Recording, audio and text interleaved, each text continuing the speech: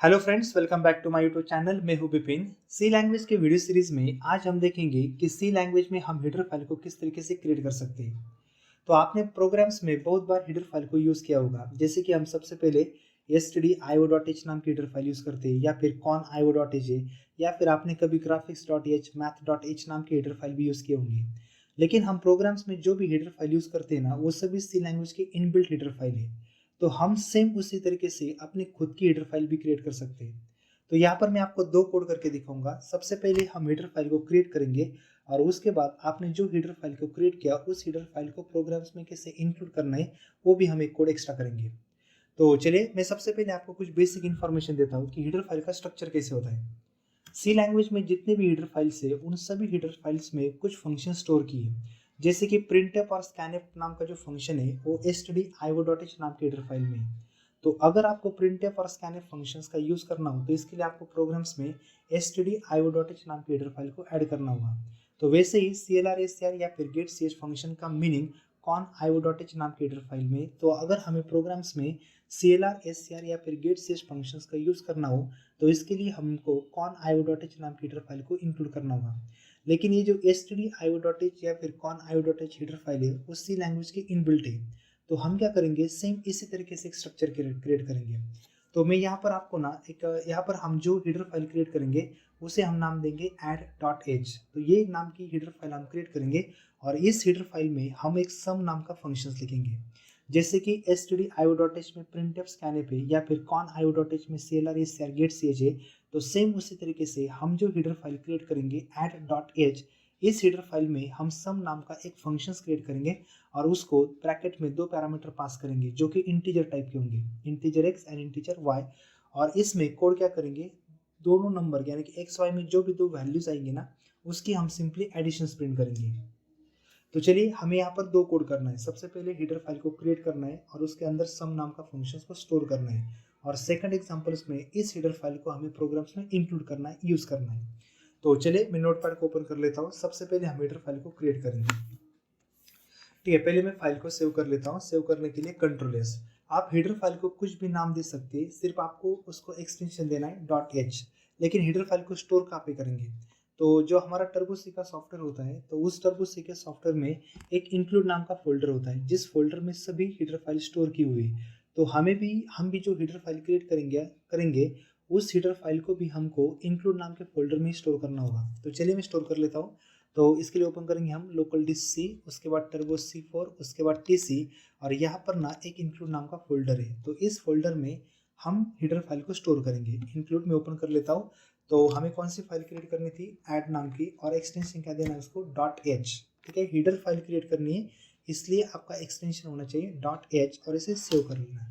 ठीक है, अब सेव करने के बाद यहाँ पर हम कोड करेंगे। तो कोड क्या करना था हमें, सिंपल उसके अंदर एक सम नाम का फंक्शन लिखना है। तो फंक्शन कैसे लिखेंगे हम, इंटीजर, उसके बाद सम फंक्शन, ब्रैकेट में दो parameter int x int y, और इसके अंदर हमें सिर्फ दोनों की सम को रिटर्न करना है। तो रिटर्न करने के लिए रिटर्न कीवर्ड, और ब्रैकेट में हमें क्या रिटर्न करना है, सिंपल x प्लस वाई।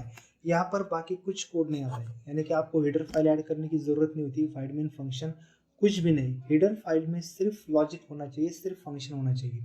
तो इसलिए मैंने यहाँ पर एक्स्ट्रा कुछ पार्ट ऐड नहीं किया है, सिंपली सम नाम के फंक्शंस को यहाँ पर डिफाइन किया है। तो सम फंक्शन, इसका रिटर्न टाइप मैंने इंटीजर दिया है, इसलिए यहाँ से मैं वैल्यू को रिटर्न कर रहा हूँ।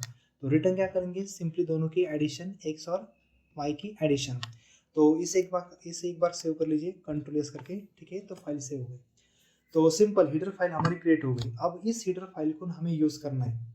सिंपल हेडर फाइल तो क्रिएट हो गई, अब इसे हमें यूज करना है। तो मैं यहाँ पर एक नई फाइल लिखूंगा, ठीक है, सी की फाइल। अब हमें कोड करना है, और उस कोड में हमें इस सम फंक्शंस का यूज करना है। जैसे printf scanf यूज करते हैं हम, सेम उसी तरीके से हमें यहाँ पर सम फंक्शंस का यूज करना है।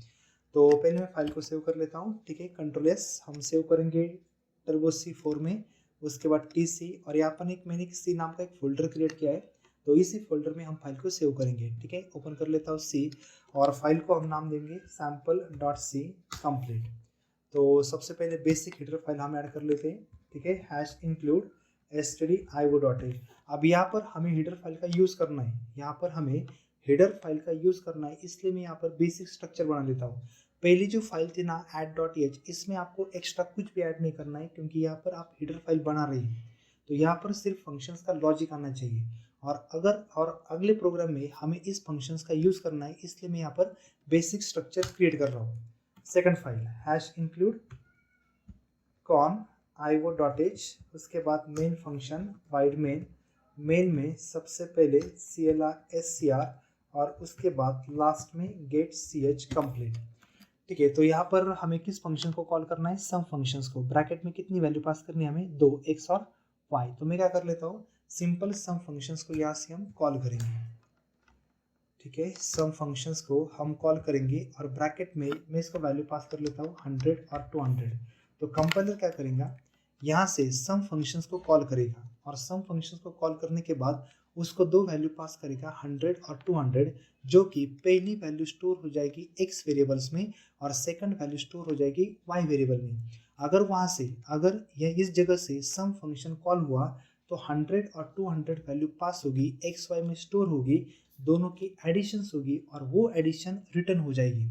तो एडिशन कहाँ पे रिटर्न हो जाएगी, जहाँ से हमने इस फंक्शंस को कॉल किया उस जगह पे।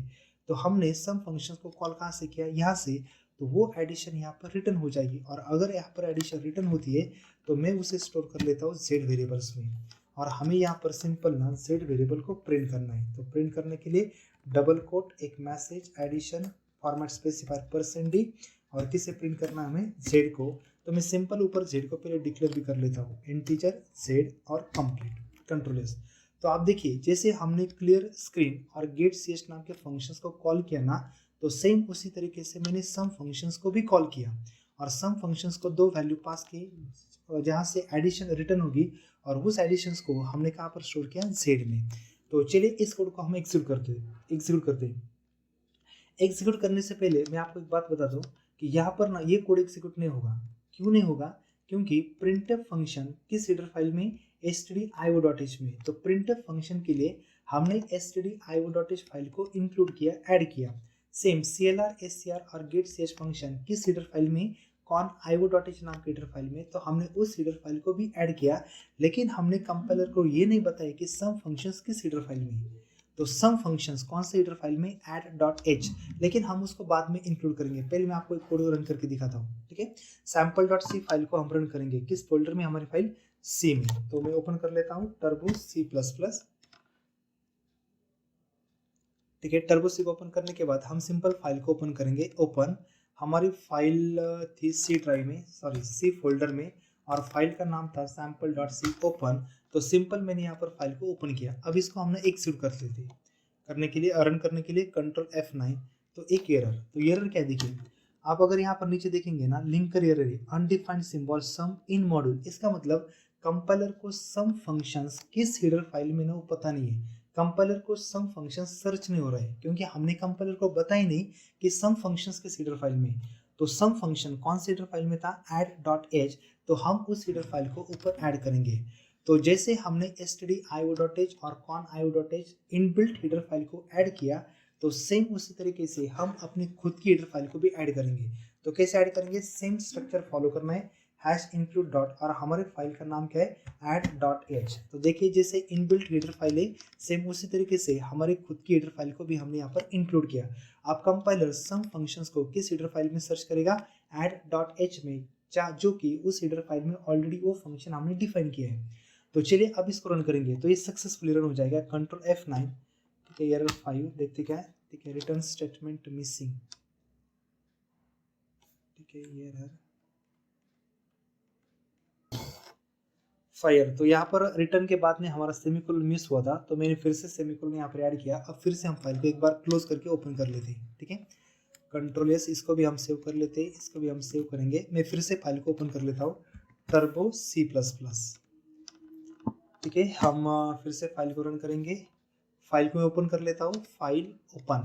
हमारी फाइल किस फोल्डर में, C में, और फाइल का नाम है sample.c। ओपन, तो इसे मैं फिर से एक बार रन कर लेता हूँ। ठीक है, अब यहाँ पर मैंने add.h फाइल को ऐड नहीं किया, फिर से एक बार रन करेंगे, कंट्रोल F9। तो सेम एरर आ जाएगा, लिंकर एरर। अब यहाँ पर मैं फिर से फाइल को ऐड कर लेता हूँ। ठीक है, हम हेडर फाइल को ऐड कर लेते हैं, #include, हमारी फाइल का नाम था add.h। अब हम इसे एग्जीक्यूट करेंगे, कंट्रोल F9, तो हमारे यहाँ पर आउटपुट आ जाएगा एडिशन 300। ठीक है, आप यहाँ पर ना एक चीज नोटिस कीजिए, यहाँ पर कहीं पर भी आपको एडिशंस का लॉजिक नहीं दिखेगा। मतलब मैंने यहाँ पर 100 + 200 ऐसे कुछ लॉजिक अप्लाई नहीं किया, हमने यहाँ से सिर्फ सम फंक्शंस को कॉल किया है। जो आपका आउटपुट आ रहा है ना एडिशन 300, वो 300 का जो लॉजिक है एडिशंस का लॉजिक, वो हमने add.h हेडर फाइल में सम फंक्शंस में स्टोर किया है। यहाँ पर डायरेक्टली एडिशंस प्रिंट हो रही है, तो ये आउटपुट कहाँ से आ रहा है, उस हेडर फाइल से। ठीक है, तो इस पार्ट में इतना ही था। अगर आपको ये पार्ट पसंद आता हो तो इस पार्ट को लाइक कीजिए, चैनल को सब्सक्राइब कीजिए और इस वीडियो को जितना हो सके उतना शेयर कीजिए ताकि आपके दोस्तों को भी इसका फायदा मिल सके। Thank you.